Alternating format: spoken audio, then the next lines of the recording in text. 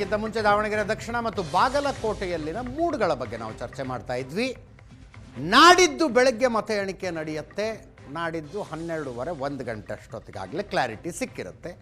ಮತ್ತೊಮ್ಮೆ ನನ್ನ ಕೊಲೀಗ್ ಪ್ರಶಾಂತ್ ನಾಥ್ ಇದ್ದಾರೆ. ಪ್ರಶಾಂತ್, ದಾವಣಗೆರೆ ದಕ್ಷಿಣ ಬಾಗಲಕೋಟೆ ಯಾರು ಗೆದ್ದರೆ ಏನಾಗುತ್ತೆ ಅಂತ ಕಾಂಗ್ರೆಸ್ ದೃಷ್ಟಿಕೋನದಿಂದ ಅಷ್ಟೇ ಚರ್ಚೆ ಮಾಡಿದ್ದೀವಿ ನಾವು. ಬಿ ಜೆ ಪಿಯಲ್ಲೂ ಏನೋ ಒಂದು ಇಂಪ್ಯಾಕ್ಟ್ ಇರುತ್ತಲ್ಲ. ಈಗ ದಾವಣಗೆರೆ ದಕ್ಷಿಣದ ಬಿ ಜೆ ಪಿಯ ಒಳಜಗಳ, ಸಿದ್ದೇಶ್ವರ ಹೆಂಡತಿಯ ಸೋಲಿಗೆ ಯಾರ ಕಾರಣರಾದರು ಅನ್ನೋ ಚರ್ಚೆನೇ ಮುಗಿತಾ ಇಲ್ಲ. ಸಿದ್ದೇಶ್ವರರ ಒತ್ತಾಸೆಯ ಮೇರೆಗೆ ಬಿ ಜೆ ಪಿ ಅಭ್ಯರ್ಥಿಗೆ ಟಿಕೆಟ್ ಕೊಡಲಾಗಿದೆ ಅನ್ನೋದು ಗೊತ್ತು. ಇದರ ಇಂಪ್ಯಾಕ್ಟ್ ಏನಿರುತ್ತೆ? ಅದೇ ನೋಡಿ, ಈಗ ಕರ್ನಾಟಕದ ಬಿ ಜೆ ಪಿಯ ಒಳಜಗಳದ ಬಗ್ಗೆ 23ರಿಂದ ಏನು ಚರ್ಚೆ ಆಗ್ತಾ ಇತ್ತು, ಬೈ ಎಲೆಕ್ಷನ್ಸ್ನಲ್ಲಿ ಒಂದು ಟ್ರೆಂಡ್ ನೋಡ್ಲಿಕ್ಕೆ ಸಿಕ್ತು. ಏನು ಅಂತಂದರೆ, ಆ ಒಳಜಗಳಕ್ಕೆ ತಾತ್ಕಾಲಿಕವಾಗಿರ್ತಕ್ಕಂಥ ತೇಪೆ ಹಾಕುವಲ್ಲಿ ಬಿ ಜೆ ಪಿಯ ರಾಜ್ಯಾಧ್ಯಕ್ಷ ವಿಜಯೇಂದ್ರ ಯಶಸ್ವಿಯಾಗಿದ್ದಾರೆ. ಯಾಕಂದರೆ ಬಣಗಳು, ಯತ್ನಾಳ್, ಉಚ್ಚಾಟನೆ, ಬಿ ಜೆ ಪಿ ಒಳಗಡೆಯೇ ಕೋರ್ ಕಮಿಟಿಯಲ್ಲಿ ಜಗಳ, ಇವೆಲ್ಲವೂ ನಾವು ಕೇಳ್ತಾ ಇದ್ವಿ. ಎಲ್ಲಿ ಒಳಗಂದರೆ ಬಿ ಜೆ ಪಿ ಉಸ್ತುವಾರಿ ವಿರುದ್ಧವೇ ರಾಮ್ಲಾಲ್ ಮುನಿಸ್ಕೊಂಡ್ರು, ಹೌದು, ಬೊಮ್ಮಾಯಿ ಮುನಿಸ್ಕೊಂಡಿದ್ರು, ಇದೆಲ್ಲ ಕೇಳ್ತಾ ಇದ್ವಿ. ನಂತರ ಈಗ ಬೈ ಎಲೆಕ್ಷನ್ಸ್ನಲ್ಲಿ ಬಿ ಜೆ ಪಿ ಆ ತೇಪೆಯನ್ನು ಹಾಕಿ ಒಟ್ಟಾಗಿ ಚುನಾವಣೆಗೆ ಹೋಗುವಲ್ಲಿ ಮಾತ್ರ ಯಶಸ್ವಿಯಾಗಿದೆ. ಆದರೆ ಬಿ ಜೆ ಪಿ ಕರ್ನಾಟಕದಲ್ಲಿ ಕಳೆದ ಏನು ಬೈ ಎಲೆಕ್ಷನ್ಸ್ನಲ್ಲಿ ಮೂರು ಸೀಟನ್ನು ಸೋತಿತ್ತು. ಯೋಗೀಶ್ವರ್ಗೆ ಟಿಕೆಟ್ ಕೊಡಲಿಕ್ಕೆ ಆಗಲಿಲ್ಲ, ಜೆ ಡಿ ಎಸ್ ಒಪ್ಪಲಿಲ್ಲ, ನಂತರ ಅವರು ಕಾಂಗ್ರೆಸ್ಗೆ ಹೋದರು. ಆ ಕಡೆ ಶಿಗ್ಗಾಂವ್ನಲ್ಲಿ ಬೊಮ್ಮಾಯಿ ಪುತ್ರನಿಗೆ ಟಿಕೆಟ್ ಕೊಟ್ಟು ಸೋತರು, ಸಂಡೂರಿನಲ್ಲಂತೂ ಅವಕಾಶ ಇರಲಿಲ್ಲ. ಹೀಗಿರುವಾಗ ರನ್ಅಪ್ ಟು ದ 2028 ಇಲೆಕ್ಷನ್ಸ್ 2ರಲ್ಲಿ 1 ಬಿ ಜೆ ಪಿ ಗೆಲ್ಲುತ್ತಾ ಅನ್ನೋದು ಕುತೂಹಲ. ಮತ್ತು ಅದರ ಇಂಪ್ಯಾಕ್ಟ್ ಏನು? ಇಂಪ್ಯಾಕ್ಟ್ ಬಿ ಜೆ ಪಿಯ ಮೊರಲ್ ಜಾಸ್ತಿ, ಯಾವುದೇ ಒಂದು ಗೆಲುವು ಬಿ ಜೆ ಪಿಯ ಕಾರ್ಯಕರ್ತರ ಮೊರಲ್ ಜಾಸ್ತಿ ಆಗುತ್ತೆ.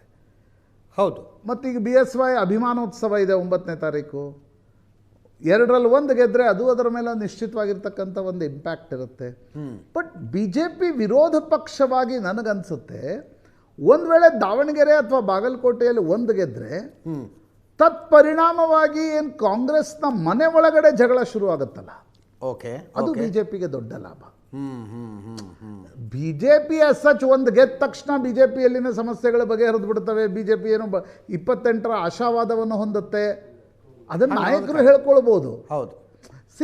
ಬೈ ಎಲೆಕ್ಷನ್ಸ್, ಒಂದು ವೇಳೆ ವಿರೋಧ ಪಕ್ಷಗಳು ಬೈ ಎಲೆಕ್ಷನ್ ಸೋತರೂ ಕೂಡ ನನಗನ್ಸುತ್ತೆ ಅದು ಚಿಂತೆಯ ವಿಷಯ ಅಲ್ಲ ವಿರೋಧ ಪಕ್ಷಕ್ಕೆ.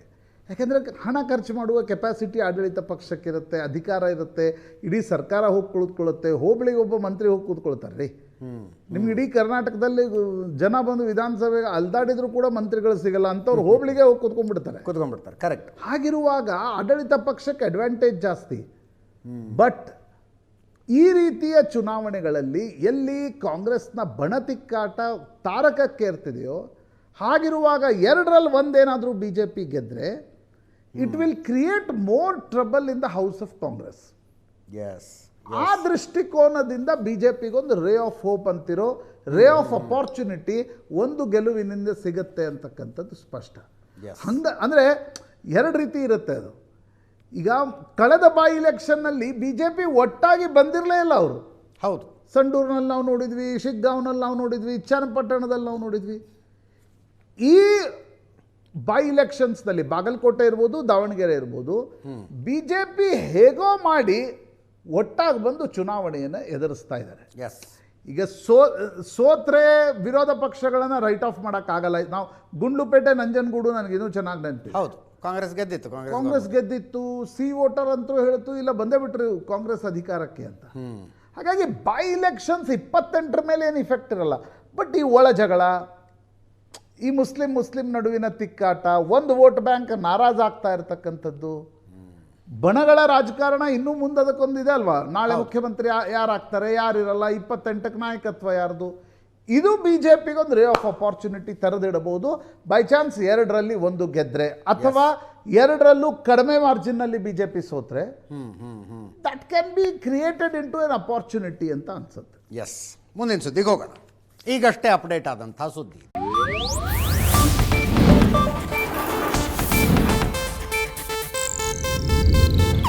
ಇದು ಏಷ್ಯಾನೆಟ್ ನ್ಯೂಸ್ ನೆಟ್ವರ್ಕ್ ಪ್ರಸ್ತುತಿ.